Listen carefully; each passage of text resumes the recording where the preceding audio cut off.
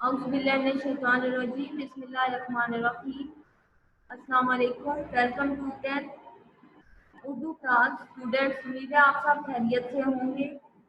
सबक नंबर 3 परेशान की शहजादी की हम रीडिंग कर लेते। सफ़ा नंबर 35 ओपन करें।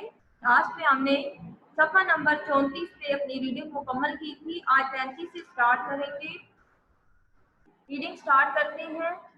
जब सामान आ गया तो बादशाह बेगम बोली, लो भी सैदानी, अब तुम अपना हुनर दिखाओ। बहुत तुम्हारी तारीफ सुनी है, हम तो जब जाने के परेशान में भी तुम्हारा नाम हो जाए। मैं दिल में तो बहुत परेशान हुई कि या अल्लाह, मैं यहाँ क्या कारीगरी दिखाऊंगी। कारीगरी, हुनरमंदी।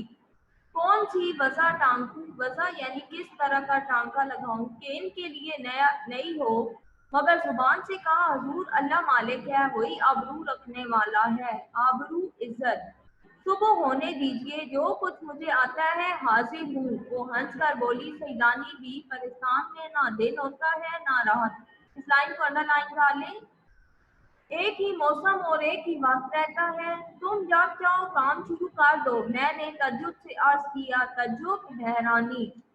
तो क्या यहाँ लोग सोते नहीं? कहने लगी, यहाँ सोने का क्या काम। नींद परेशान में नहीं आती। हमारा मशगला तो आठों पैर सैर सपाटे है। मशगला काम, आठों पैर हर वक्त सैर सपाटे यानी सैरो तफरीह करना। परेशान से जी उकताया यानी दिल भर जाना। तो दुनिया वालों के ख्वाबों में चले गए। बहन, मैंने देखा कि वाकई नींद का नाम भी आंखों में नहीं। ना पेट में गरानी, ना सर भारी गरानी दर्द, ना अंगड़ाइयाँ ना जमाइयाँ। सोचा कि देर क्यों लगाई जाए। पुत्र ब्यूनत का सामान तो मौजूद ही था, यानी कपड़ा नापना और काटना। अल्लाह का नाम लेकर जोड़े कुतरने लगी और इसी वक्त में से सीने और टांकने का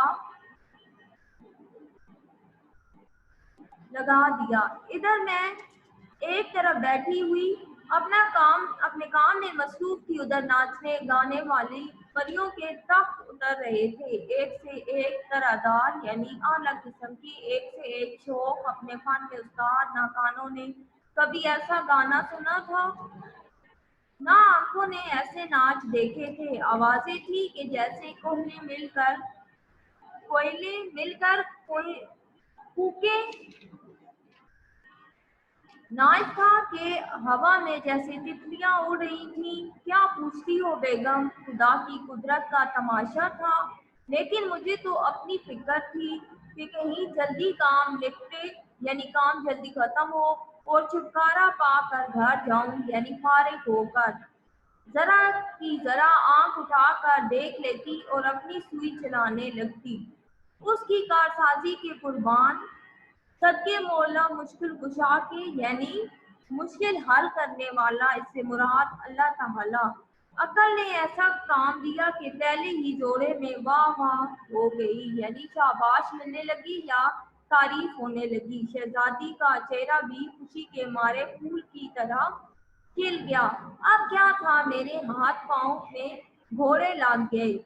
दिनों का काम घड़ियों में होने लगा। कहानी बहुत लंबी है, कहाँ तक कहूँ। जिस काम की आदमी धुन बांध ले, यानी जिस काम की लगन लग जाए, शौक हो जाए, वो हो ही जाता है। आखिर सारे जोड़े सिल भी गए और बिक भी गए, यानी उनको तरतीब से रख भी दिया गया। कितने दिन लगे ये कौन कह सकता है, वहाँ दिनों का हिसाब ही ना था। हाँ, अगर यहाँ इतना काम करती तो खुदा झूठ ना बुलवाए, मेरे अकेले हाथ पर 1 साल से कम ना लगता।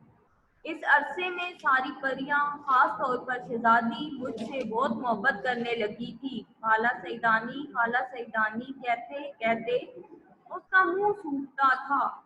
यानी बहुत बार वो ये खाला सैदानी कहती थी। घंटों मेरे पास बैठी रहती और मुझको सुई चलाते देखा करती। तुम जानो, पास रहे का बड़ा असर होता है। मुझे भी इसकी भोली भाली शक्ल पर प्यार आता था, भोली भाली मासूम। मगर दिल ने क्या करती ये नगोड़ा, यानी निकम्मा तो यहाँ पड़ा हुआ था, यानी वापस अपने घर में लगा हुआ था।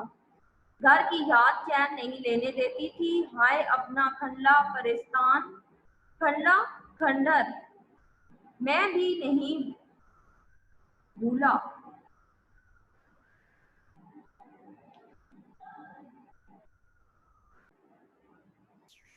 آخر جب سارا کام ان کی مرضی کے مطابق ہو گیا تو میں نے کہا حضور خدا نے مجھے سست روح کیا، یعنی کامیاب کر دیا۔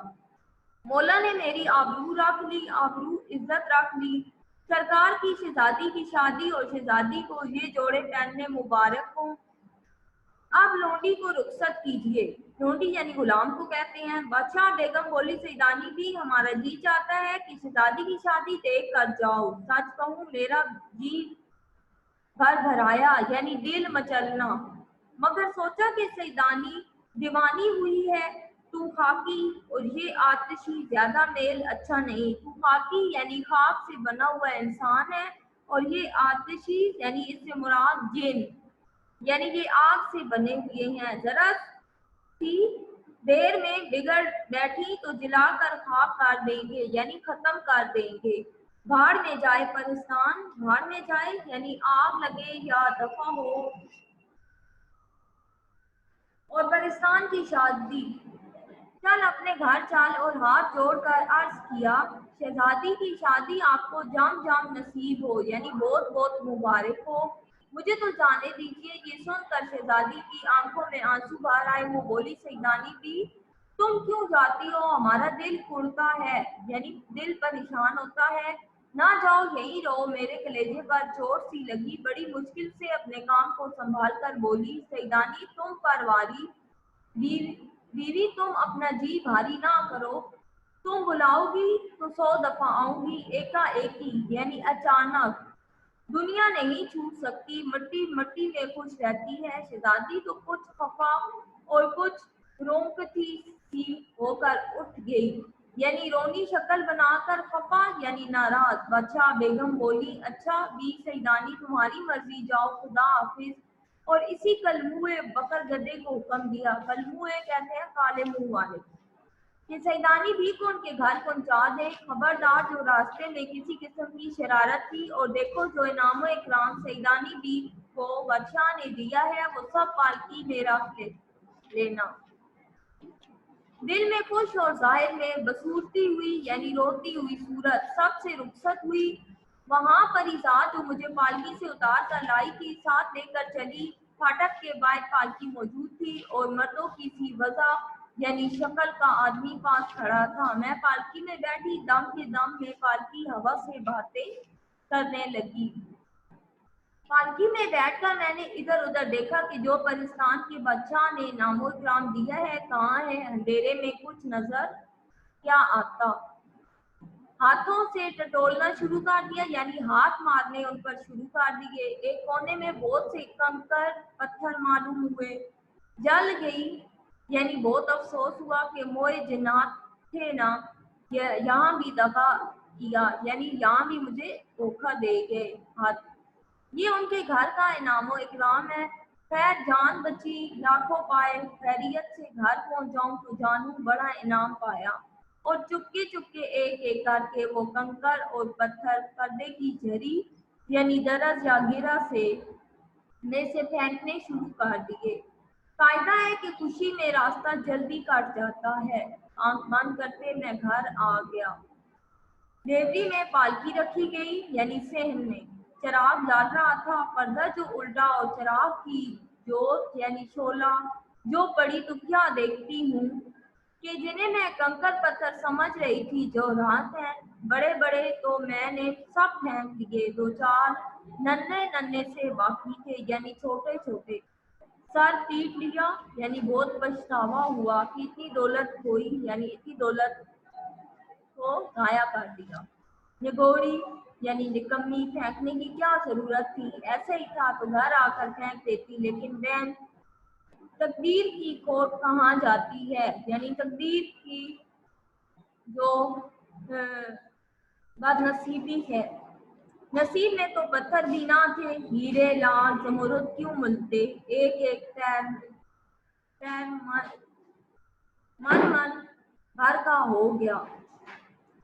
सिर्फ 4 नगीने रह गए थे। नगीने जो रात या नाग वही लेकर बड़ी मुश्किल से उतरी। घर में जो पहुंची तो भूत पुलाव जैसा छोड़ गई थी वैसा ही दम पर लगा हुआ था। बड़ी थी पकाने वाली, मगरिब की नमाज पढ़कर दुआ मांग रही थी। दुआ मांग चुकी तो उन्होंने पूछा, बेगम क्या रास्ते में से उल्टे पांव आ गई, यानी वापस आ गई हो? खैर तो है? मैंने दिल में कहा, लीजिए, यक नशुद दो शुद, यानी एक काम था अब दूसरा भी आ गया। परेशान में तो खुदा मालूम कितने महीने लग गए और यहाँ अभी चावलों को दम भी नहीं आया। और बड़ी बी से बोली, हाँ भी भूख लगी हुई थी और जो कुछ भी ठीक ना था रास्ते ही से आ गई। अब इंशाअल्लाह कल जाऊंगी। यहाँ तक हमारी रीडिंग मुकम्मल हुई। इसके अल्फाज मानी आपने याद कर लेने हैं, ये आज का आपका होमवर्क है। नेक्स्ट लेक्चर में इंशाल्लाह हम इसकी एक्सरसाइज और खुलासा करेंगे। अपना ख्याल रखिएगा। अल्लाह हाफिज।